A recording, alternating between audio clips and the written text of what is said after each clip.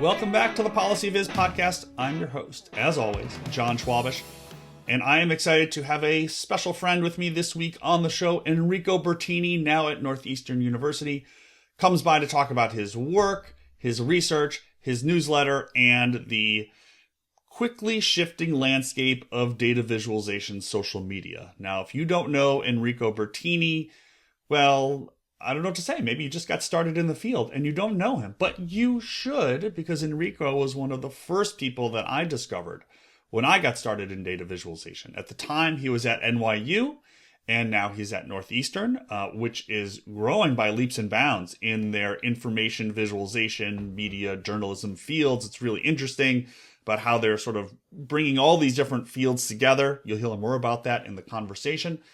But Enrico was or is the host of the Data Stories podcast. He has a new Substack newsletter, really thoughtful guy about how we communicate our data, how we think about reading other people's data visualizations, and just a whole bevy of research in the field that if you're a practitioner, maybe you haven't really thought about a lot, but Enrico's doing a lot of work of trying to bring some of that data visualization research to those of us who are not really, neck deep in the field. And so it's great to have someone who can kind of be that translator. So I think this conversation will be useful for those of you who may not be as familiar with, especially the data visualization research field. And also, I think will be useful for thinking about how the changing landscape of social media impacts where the data visualization field is today and where it's going to head over the next few years. So, and plus you get to hear Enrico's Italian accent, which is always just enjoyable. So Enrico and I go way back. We have a great conversation. It's a lot of fun. And I hope you'll enjoy this week's episode of the podcast. So without further ado, here is my conversation with Enrico Bertini.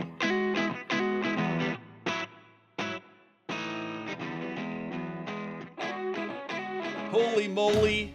It's Enrico Bertini. I wish I could have gotten a rhyme there real quick, but I couldn't do it.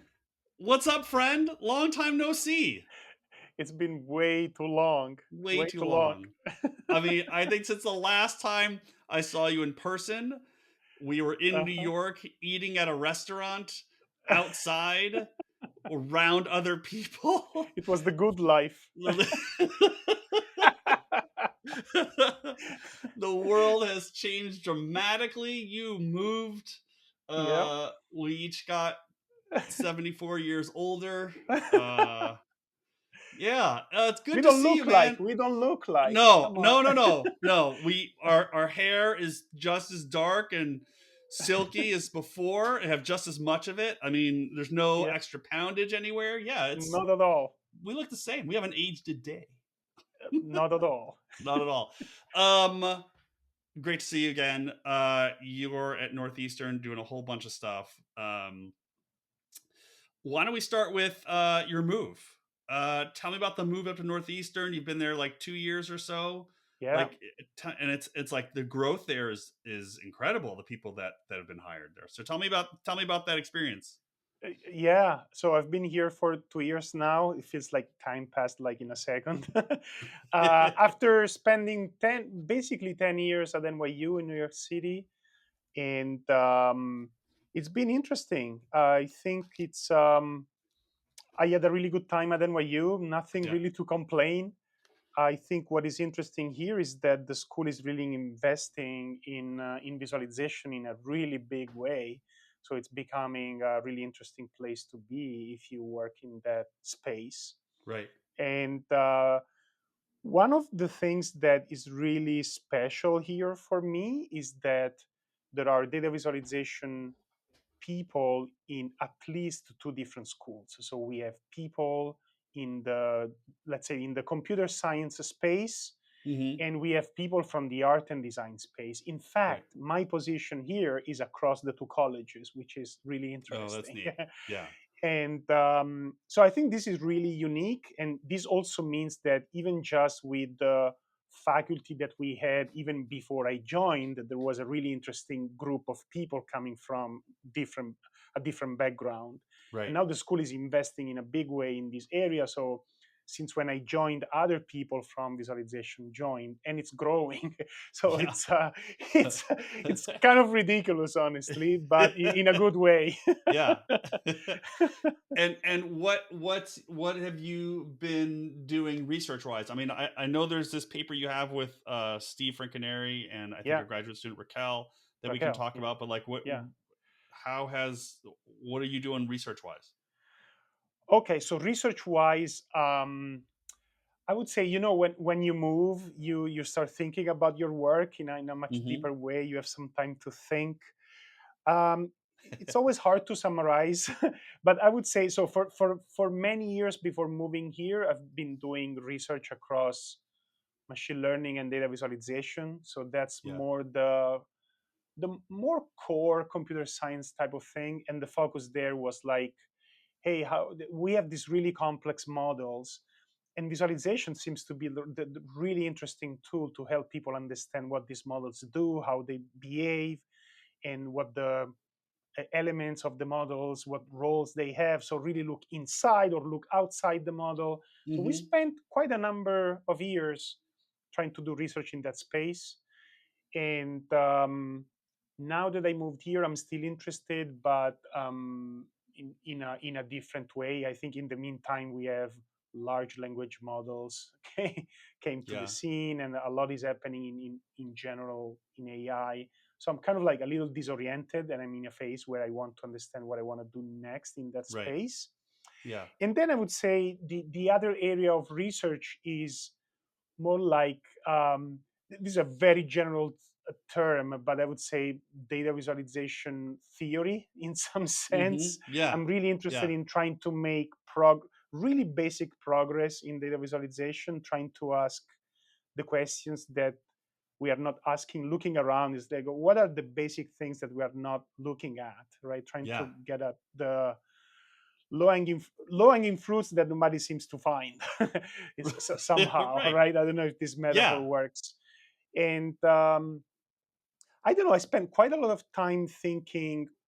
I developed over the years a dissatisfaction with the theory that we have, right? Mm-hmm. When you go back to the basic question of how do you visualize this, Mm-hmm. right? And we don't have a lot of tools to answer that question. Right. So if you go through a lot of practice, you become proficient, right? Mm-hmm.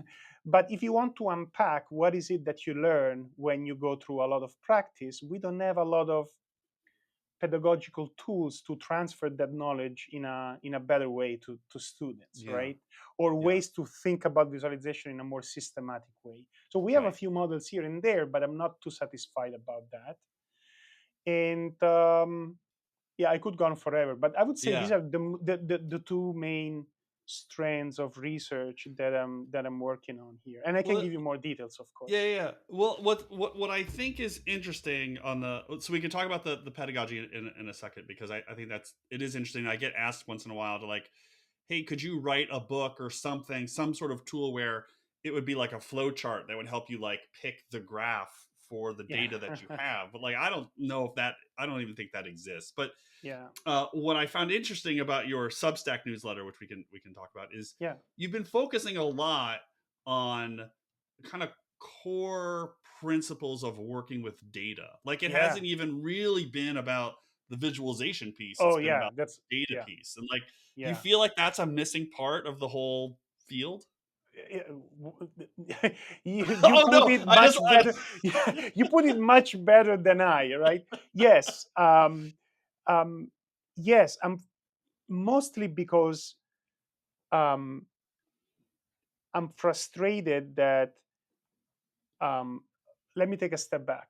So when we talk about visualization, um, we tend to talk about the problem of how do you visually represent information, right? So that step going from data to something that is um, graphical somehow is what we focus on, right? But most Hmm. of the problems that exist in visualization don't depend exclusively from that step, Yeah. right? And I always felt that, well, always, I started feeling that we could go on discussing whether a pie chart is better than a bar chart. At some point, it's not that useful because there are many other problems before you even get to that step, Yeah. right? So in a way, it seems to me that I started thinking about visualization as one component of a much larger problem. And the much larger problem, I start thinking about it as how do you think with data, right? Yeah. I think the problem of how do you think with data is the larger problem, right? How do you think with data and how do you then communicate data, right? But the general, whether you are the reader of a data visualization or the producer of a data visualization, you still have the same problem. How do you think effectively with data? And of course, visualization plays a major role there because it's one of the best tools to help you think, right? But what happens when you are thinking with data and with data visualizations? I don't think we have a really good understanding of what happens there, right? Right. And we don't tend to talk about thinking. We tend to talk about how do you design this thing right? And there's nothing wrong in that. It's super important. Right. But there's a lot of focus on how do you design this thing right? Yeah. Whereas I think it's really important to start thinking, how do you think with data? Because both designers and readers need to know how to think with data. And so I think that's one of the main ideas that I try to explore in the newsletter. Yeah. And do you think that's something? Yeah, I struggle with the thinking with data and also like the uncertainty literature, some of these other pieces, because there's like statistical literacy, numeracy. Like, is it restricted just to the people who are, neck deep in data, or does that apply to everybody? And how do we get more people to understand and think with data in that way? No, I think, look, maybe I'm now thinking unconsciously. I've been traumatized by the COVID pandemic, right? Because we've been flooded. I mean, of course, everyone has been traumatized one way or another. But now I'm referring to data and data visualization, to data, right? It's like we've been flooded all in a sudden. It's been not only one of the biggest events in human history, but one of the biggest events in data history, right? Because we've been flooded with data, statistics, and data visualizations, right? And the point is that a lot of that flooding has been so poorly done, so poorly communicated, and so poorly interpreted, right? And even a person like me, who I think I can reason pretty well with data visualizations. I've been if your students are listening, he can reason with data. Yeah, right. So I think I've been influenced by that. And so to answer your question, I think it's crucial for people to be able to reason with data and also to evaluate whatever they receive critically, right? So in the back of my head, I always had this idea of coming up with something called critical data thinking, right? Yeah. In the sense that it's critical thinking with data, right? Yeah. And we are, so point one, it's very hard to do. Even if you have been working with data for many, many years, you are constantly humbled by how easy it is to get fooled with data. Yeah. Right. Yeah. And in general, I think that if you look even at advanced societies that have a very high level of literacy, most people don't really know how to think with data. Right. And I think that's a fact. I don't have good numbers to show. I think you don't have data on that. I don't have the data to show that. But I suspect that No, I think that's there's right. a very large segment of people, even highly educated people, that are not that good at interpreting things with data, right? Yeah. And we're not even talking about doing their own analysis, right? That's way beyond, Right. right? Right. So I think that's my main point there. Yeah. And So I think answering your question is not Yeah. only for experts. In fact, I think that what is really interesting about this world is that there's a lot to do for the population at large, Right. right? For Yeah. lay people. Yeah. I mean, for me, I go even I think a lot of my thinking has evolved over the last 2-3 years on just is the data that I tend to work with, right? Those socioeconomic demographic data. Yeah.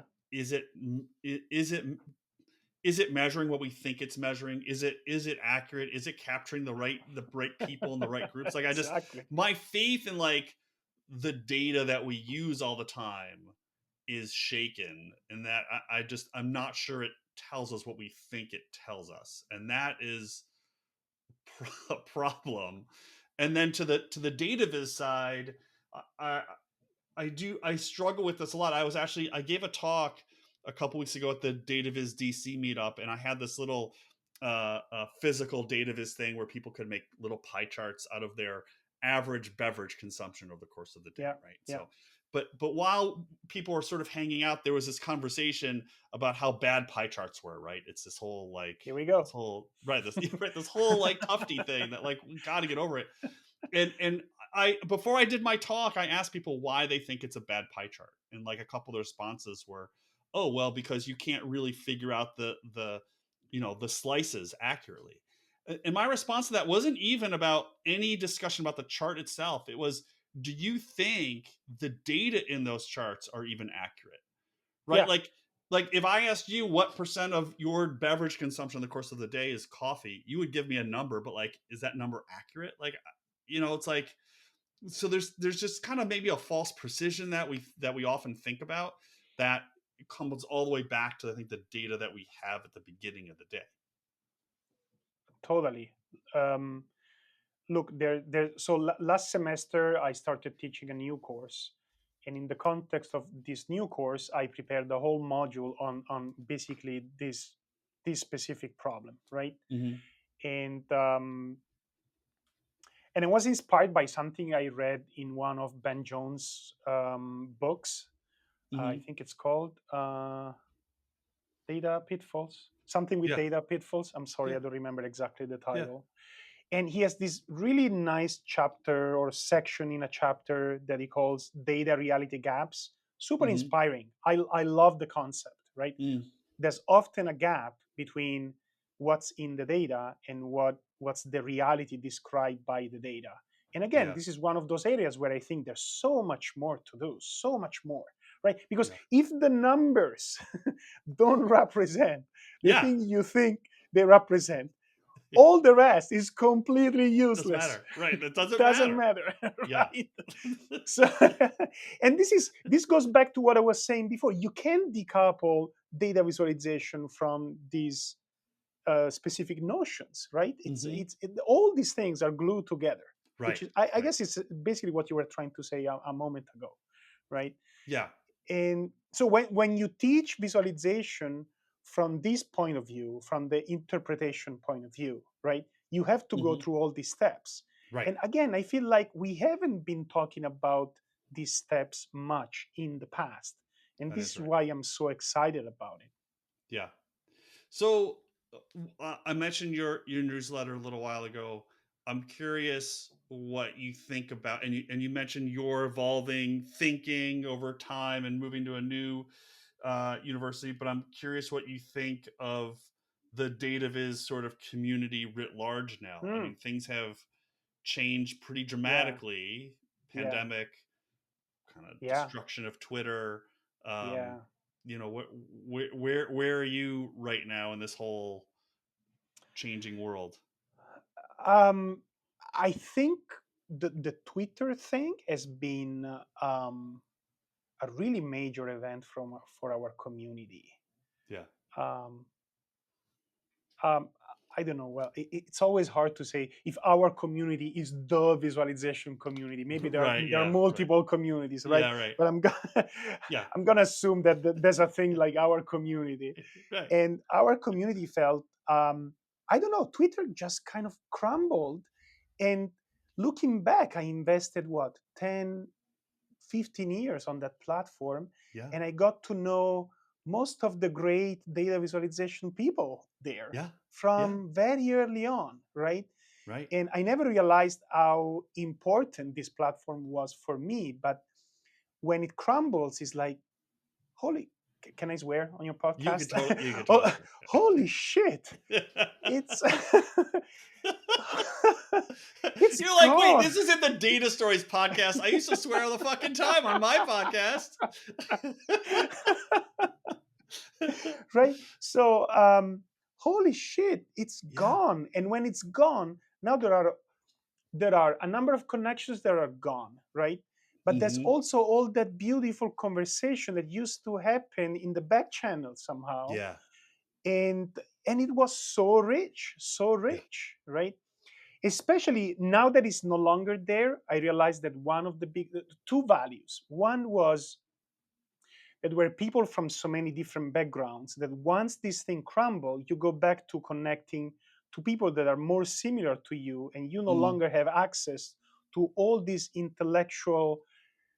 uh, interesting intellectual contributions that you get from people that think in a very different way from the way you think, Yeah. right? That's one thing.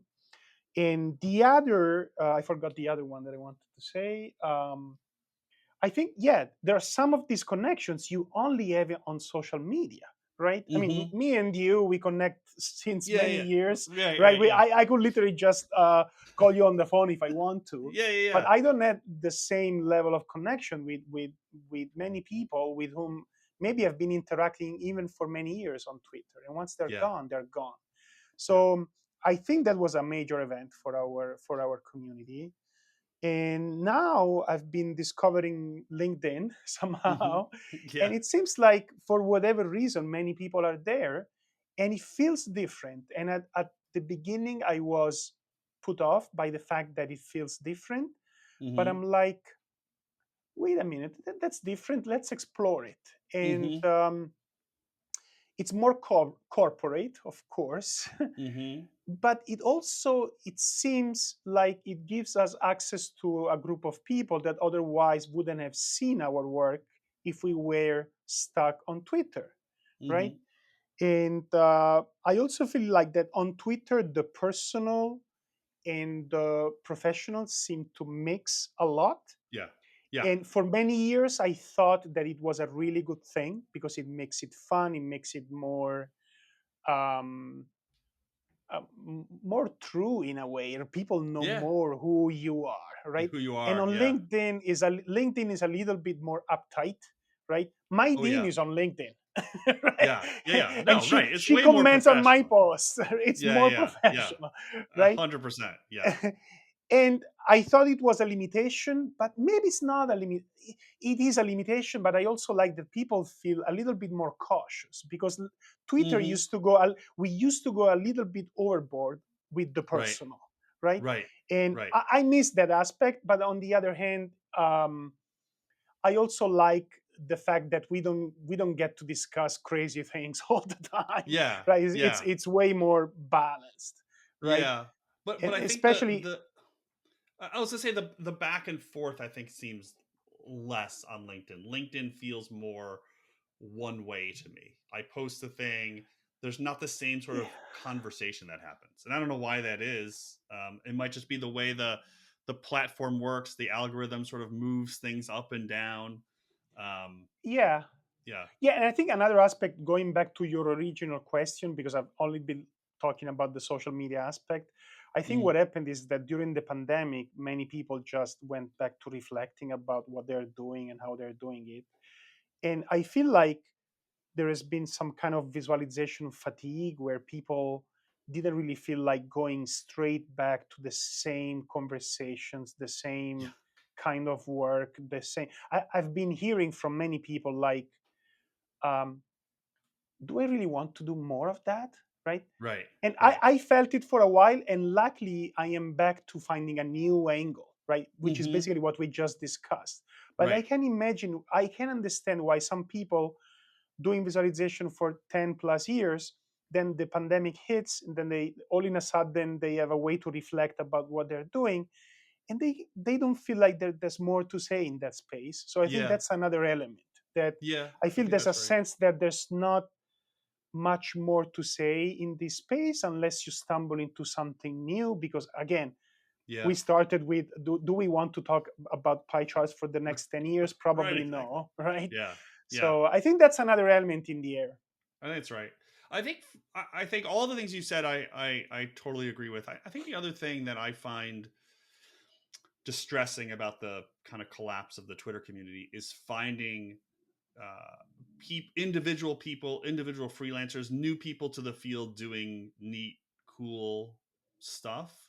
Yeah. And I don't know what it is, but I feel like my feeds now are like my Twitter feed is all just like the news organizations I follow. There's no Oh, yeah, no, it's individuals horrible. tweeting, It's right? horrible. And so Yeah. so I feel like all the visualizations like that I sort of collect and curate for teaching or for writing are all from like the major news organizations that I read every day, right? The Times and the Post, Yeah. and I feel like I've lost that that maybe that fresh eye or something like that. I don't know, and that makes me sad too, because like that was a lot of the excitement, right? Someone tries something new.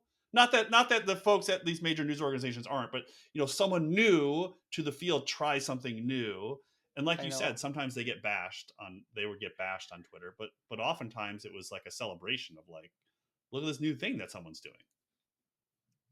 I totally agree. I do think that we lost something really, really valuable. Yeah. I'm still processing it. I don't know what to do about it. Yeah. Honestly. I don't either. It So what feels is like so a big loss, honestly. Yeah, no, I agree. And I know lots of people complain about Twitter being a cesspool and bad stuff about it. And obviously there were parts of it, but for me, staying within the the data of his Yeah. community, like Look, I never had any of that. I didn't want to leave. I'm still Yeah, there. I'm right, just not that active. If right. all in a sudden everyone comes back, I'm ready to go back to the party. I checked it a few days ago, and someone had posted like a picture from the Tableau conference last year, and I had like 40 notifications. I was like, "Oh yeah, it's great." Yeah. Yeah, Yeah. but then there was like thrown in there was like the NFT stuff and all this. I want to wake up from the bad dream. Right, Right? right. So tell me about the newsletter. So Yes. uh, your newsletter is really interesting because a lot of it is it's not necessarily like stream of consciousness, but it's your kind of ruminations on Mm, things, and some of it totally. feels unfinished in not in the writing but in the thought, because you're clearly developing the thought, and those posts sort of end with like, well, what do you think? So Yes. um so I guess two questions there. How are Mhm. you thinking about approaching the newsletter? And are you having people write back to you? Are you having any conversation there? Or is that, I have not found that to be the case on Substack, but I'm curious if you're having that experience. But I think the more important question is, how are you thinking of writing, and what's your thread and all that sort of, Yeah. you know? Yeah. I find that the best way to think is to write. So Mm, that's the main thing. It forces me to go deeper into my thinking. So in a way, one of the reasons why I started the newsletter is because I felt that um, if I could write and the ideas that I have in mind, I could become more precise. mhm, And I also accepted very early on, I accepted the idea that these are initial thoughts and nothing prevents me to go back to it and write another post in the mhm, newsletter that is either a refinement of what I wrote or a follow up. And in fact, many of the posts that I have are like, oh, I'm going back to it from a different angle. Right? mhm. This happens Yeah. quite often. And so that's one thing. The other thing, I really felt that I wanted to build a community around the ideas that I have and try to serve people somehow, right? Mhm. And this is part of the discovery process. I don't think that one starts a newsletter knowing, oh, I want to target these kind of people. It's, Yeah. for me, it's more like I'm gonna start writing. I want to see who shows up, and little by little, that's gonna be a way for me to discover what people want to learn, Mm, basically, and what they think, yeah. and also if they can help me think about these ideas better, right? Mm, So when I write about these half-baked ideas, one of the intents is to see if anyone has some brilliant ideas, right? Or mhm. even not brilliant, honestly, just adding Just some interesting yeah. elements in Yeah. there. And it's kind of working. One thing that I discovered, to answer your second question, is that almost by chance I stumbled on this synergy between Substack and LinkedIn, right? Mm. So in a way, the two things work together. And it's not like I did it on purpose. I almost like discovered that the two things can go well together. Mm-hmm. So there are some ideas that I share on LinkedIn that are even more can you say prototypical? I guess so. Prototypical, prototypical than the posts, right? Mm-hmm. So I post something in there. I start getting some comments, and this helps me think about that idea. And then I'll post that idea on the newsletter. But then Mm-hmm. when I post something in the newsletter, I put it in LinkedIn. There's Mm-hmm. more activity in there. So there's a little bit of back and forth between Right. these two platforms. And it seems to work. It seems to work. I'm still Mm. experimenting, but it Yeah. seems to work really well. Yeah. Um, And, yeah, and what about your students? I mean, I would imagine, given you have this kind of sounds like a joint appointment, and the yeah, department has a mix of design students and computer science students yeah, and probably journalism students, I know, and like yeah, I'm sure all yeah. all in between. Like, how do you interacting with your students? How's that helped you sort of, because I know you early on in the Substack you were writing about, you were publishing like Oh, yeah, your syllabi and your yeah. lectures and all that, like, so how has that helped you sort of refine? I know you've always done that, but given that now that you're in a more kind of diverse student body, how's that helped, or maybe not? You mean specifically for the newsletter, I or guess in just, yeah, I general? guess kind of just more.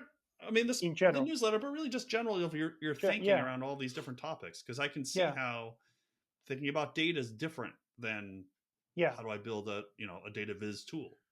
Well, I think, as I said at the beginning, joining Northeastern and giving me an opportunity to be kind of like 50% in a different school, in the School of Art and Design, it is a completely new element. By the way, I'm Mm-hmm. trained in engineering, in computer science, Right. so I've been um, always around computer scientists and engineers. So coming here is a discovery process, and this includes discovering design students, and they're completely different. It's really interesting the way they think, the kind of skills that they have. It's it's been my interaction with design students has been extremely positive so far, Mm. extremely positive. Um, so first of all, you might think that, I don't know, somehow design students are not technically savvy, right? They are. At least Mm-hmm. here. I don't know if this Yeah. is true in all the other schools. Yeah. That many of them know how to code. If they don't Mm-hmm. know how to code, they learn pretty advanced tools. So it's not like they come and they don't know anything about Right.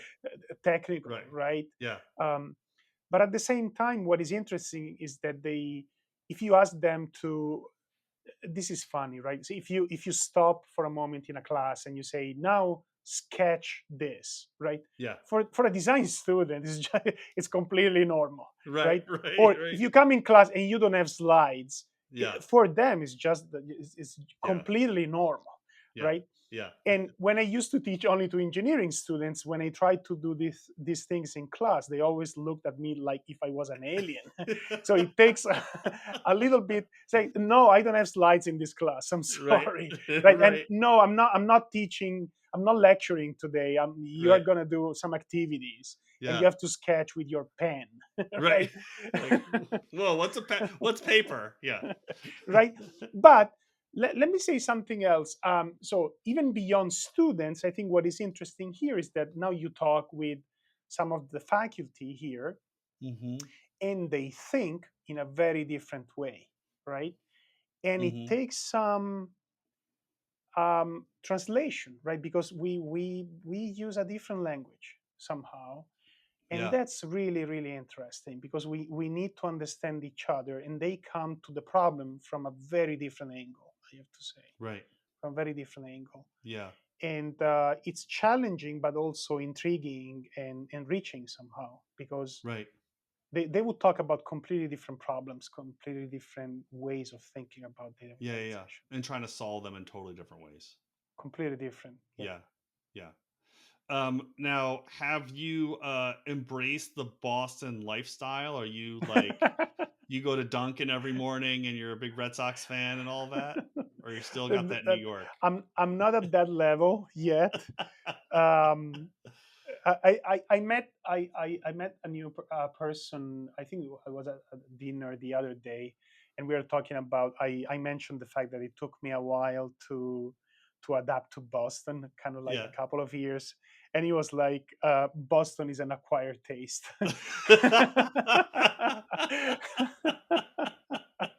Yeah, Right. that matches And up. Yeah. uh, honestly, so when I moved from New York to Boston, my New York friends, they were like, "Boston?" Yeah, yeah, Seriously? yeah, yeah. You go to the enemy city. Like, how can you go Right. to It's like, Boston, come right? on, dude. What are you doing? Right, the core New Yorkers. Yeah, But no, I actually like it. yeah, I agree that it's an acquired taste, but I really, really enjoy it that's great. That's great. now. Yeah, Well, it's always great to touch base. It's been far too long. I'm yeah. glad to get one of these Euro voices back on the show. You know, Yes. what were they, what did you guys used to call them on the podcast? Exotic Exotic Euro Euro. voices, right? It was like But you and Moritz and Robert Casara, and yes, you could just pick that out was those a different comment from someone, I don't remember yeah, who wrote probably on Twitter, yeah, like something probably like, on Twitter, yeah. I love the exotic Euro voices." We'd have to find that. I bet that's alive. That's probably alive somewhere. So, Yes. all right, buddy, it was great to see you. Thanks so much for coming on the show.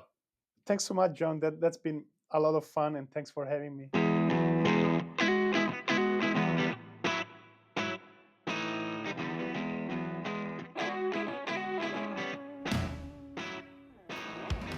Thanks everyone for listening to this week's episode of the show. Hope you learned a lot from that conversation. Before you go, make sure you check out all the good stuff happening on the Policy Viz website with the blog and other podcast episodes and lots of other stuff. You can also subscribe to my Substack newsletter that comes out every other week just before this podcast. It comes out with a draft blog post or some other things I'm thinking about, key insights on the podcast, and some other things that I'm thinking about, that I'm reading, that I'm watching, that I'm listening to. So just sort of a grab bag of stuff that I think is relevant to those of us working in this field of data communication and data visualization. So until next time, this has been the Policy Viz podcast. Thanks so much for listening.